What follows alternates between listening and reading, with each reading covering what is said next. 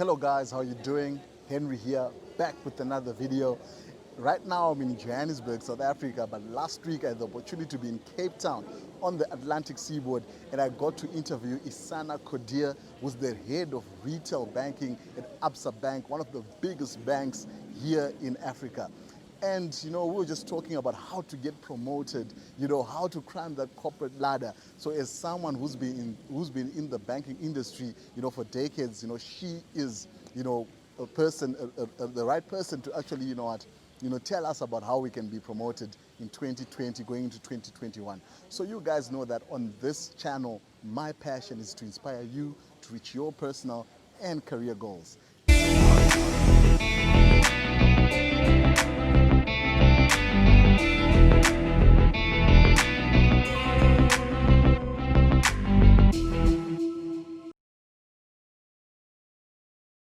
And one of the ways that we do it is by interviewing people who've managed to establish successful careers or businesses. And Isana is definitely one of these people.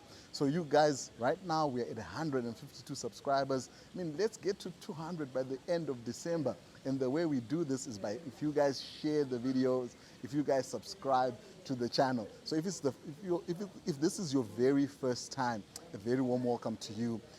Hit that subscribe button, and if you're back again, thank you for your support. Man, you guys have been phenomenal, watching from all over the world, watching from Australia, guys watching from the United States, here in South Africa, in Canada. Man, you guys have been awesome, So let's continue growing together and let's get into the video. So Isana, thank you very much for, agreeing to join me today here in beautiful Cape Town. It's a pleasure. Thanks for being here. Thanks Awesome, for coming to awesome. beautiful Cape Town. And Man. thanks for this beautiful day, because you don't get this every day. Man, guys, I wish I could show you guys the view. Maybe, I'll just show you one or two things. But man, it's been an awesome time here in Cape Town on the Atlantic seaboard, man. It's been amazing. So yeah, Isana, thank you very much, as I said. So yeah, so tell us a bit of yourself. What does your role entail, at Absa Bank? So I work in corporate and investment bank, which is where we basically cover clients in the larger retail industry. So you would know the likes of Pick n Pay, Woolworths, all the big retailers really falls within the sector that I cover. And my responsibility is to drive the strategy for the sector, to understand what our clients' needs are, to solution accordingly, to have thought leadership around where we see trends going, and just stay on top of the curve, and also just to make money for the bank ultimately. Awesome, man. Awesome, man. And then how long have you been, in this role? In this specific role, I've been the head of the sector for I think 3 or 4 years now, but I've been with Absa since 2011. 2011, Yeah, wow, man. yeah. I mean, that's real. It's like 9 years now, Yeah. right? Wow, man. So because they say as millennials, we're always looking for the next best thing. So it's quite rare to see someone who's been in a place for like 9 years, man, and it's longer. the longest I've been at an organization. Before Absa, I spent 4 years at RMB, and before that I did 7 years at Standard Bank, and before that 2 years at Absa as well. Wow. So I've been quite on a journey in banking, and not always in the same role, but yeah, I've been in the coverage piece, which is our front office, that we directly responsible for the relationships and dealing with the clients for the most part of it. Yes. So I mean, you've been, in the banking system for a long time, right, as an employee, and a lot of young people, I think, want to know about climbing the corporate ladder and just, navigating relationships. How do you navigate relationship with your bosses? How do you navigate relationships? Obviously, when you're starting out, probably you don't have anyone in your team. But, first of all, how do you navigate relationship with your bosses? Then eventually, team members, when you start, growing your own teams or being promoted. Yeah, you're asking a very good question, Henry. I think the key is, doesn't matter how big your team is, you work in an organization that is, and just that, it's an organization, and it's filled with people that you are reliant on to deliver and make you look good. You have to make other people look good. So the most important thing in I believe any career is your relationships, and you really have to know yourself, and it's a journey, but you have to know yourself. You have to know your own strengths and your own weaknesses. You need to know, and you shouldn't be frightened to work on your development areas. I am very passionate, but it gets a lot of the time seen as aggression. Yeah. So I had to work very hard to not let my passion be misunderstood as aggression. I knew I was passionate, but people thought I was aggressive. So I had to fine tune how I engage with people. And you know, the biggest thing is to be authentic, Yeah. and to be yourself, because people can see and people want somebody they can trust. There's a lot of people out there that you can't trust. So when you find somebody in your organization you can trust, people will cling to you, people will work with you, they want to deliver, even if they don't report to you or you don't report to them. People want to see you succeed, and people will help you succeed because they trust and they can buy into you. And I think, I don't want to make this a COVID thing, but now even more than ever, people want to know that there's people they can trust and that cares, and that will do what's right, not just what's right for them. And I think that's the key. And it's not about talking, it's about delivery. It's about being authentic all the time. But managing how you deliver yourself, how do you deliver your messages, understanding how people perceive you. You know, it's very interesting. We see ourselves a certain way, but other people see us differently. So Yeah. it's very good to understand how people see you, so you can manage how you come across. Like I said, I had to learn how to be a little bit more diplomatic, so that my passion doesn't get confused for aggression. Wow. Yeah. I think that's really amazing. It's just saying, you know, and I've never really thought about that or expressed heard someone expressing it the way you're expressing it, in terms of, you know, sometimes when people say, oh, this is who I am, this is, you know, Yes. and I'll never change for anyone, but it's just saying that, you know, it's very important in a situation where you're dealing with other people for you to be actually able to, you know, step back and think, you know, but how does this sound to someone else? Yes, You know, that's actually takes you know, a lot of guts, I think, and you know, it's being a person, right? Yeah, and I think people say, I'm not going to change, this is who I am. I think it's such a wrong attitude. You have to change and you have to grow. As long as it's going, you're improving. I mean, I don't want to become a worse person, I want to become a better person. In order to become a better person, I need to change. In order to change, I need to understand what is required for me. The world is changing so fast. If you can't adapt, and if you can't adapt in an organization very quickly, because let me tell you, this person's your boss today, tomorrow that person leaves, then another person's your boss. You can't put your eggs in a basket of a boss or your eggs in a basket of one person. You've got to be very clear about who you are and how you deliver yourself, how you keep growing, keep changing, keep evolving, because it's a process, and it's a process of becoming ultimately more godlike. So you really want to look at your, somebody asked me the other day, who's your idol?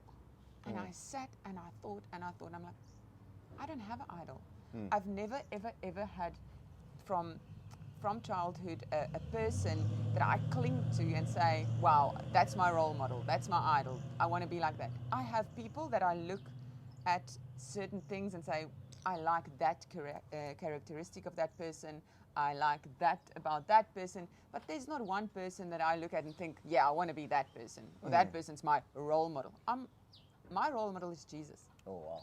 And my role model tells me what that means to be him. And what it means to be him is to be a servant. And somebody that actually brings and gives life and light to the world. Not take it, but give it. And I mean, that ultimately has to be your goal in everything you do. Wow, man, that's amazing. I mean, I like what you say, that being a servant, you know, serving the interests of the company you work for, or, you know, your direct managers or whatever. Because ultimately, that's what it's about. You know, because I mean, we're talking about promotion, and earlier you said that, you know, promotion, as you said, it comes from the Lord, right? Yes. But sometimes I think it can become a struggle when you're in your company and at work dealing with personalities. You know, it's because you've got your deliverables, but you also have the personality side of that. You know, you still need to deliver to a certain person. But you know, how does that sort of, you know, servient attitude and heart helped you Yes. to navigate these relationships in the workplace and still So deliver? firstly, I have to say you touch on something that is very interesting, because there is going to be people that you don't like. Yeah. There's going to be people that irritate you, people that goes against your value system and your integrity. And the biggest thing that I've learned in my career is not to let my emotions control me. You can have an emotion, you can recognize the emotion, but the emotion doesn't have to own you. The emotion doesn't have to own your response to somebody. So if I say, I really don't like Henry, oh, you know, he's so self-involved and he just goes after his own career and his own agenda, that's okay if that's how I feel, but then I got to say, okay, but now what is my goal here? I need to work with Henry. I need to deliver. That's my job. I have to deliver. So I have to find a way to look at him and not be controlled by how I feel about him. So I think that is something that's been very tricky, and that I really had to learn to do. And where I'm standing now, and please understand this is a process, is that you got to understand doing that takes time, but you got to look at people with love, because underlying in everybody's persona, there's hurt, there's a story you're not seeing. And the moment you look at people and think, you know what, I don't know what happened in their lives, and I shouldn't take offense. It's not about me. And I still have an ultimate goal. I need to do my job. And in order to do my job, I need to be able to work with people. And I need to be able to work with people well. And in most jobs, that's the case. You have to be able to work to people well. The other thing I've learned is that serving people is much more rewarding than asking that having a mindset of entitlement. I am so great. I should be looked after better. You know, don't they know I'm the best? How can they not see? You know, that just will frustrate you and put you in a place where you don't actually move forward. To have a mindset about how can I help? How can I make a difference? How can I impact the people around me? How can I be the servant and through my actions show others that there's light in the world? So it sounds funny, but it's actually really what it's about. That has made my life much easier. So now when somebody approaches me, whether that's somebody above me or somebody below me or a peer, my question is always, how can I help this person? How can I serve this person?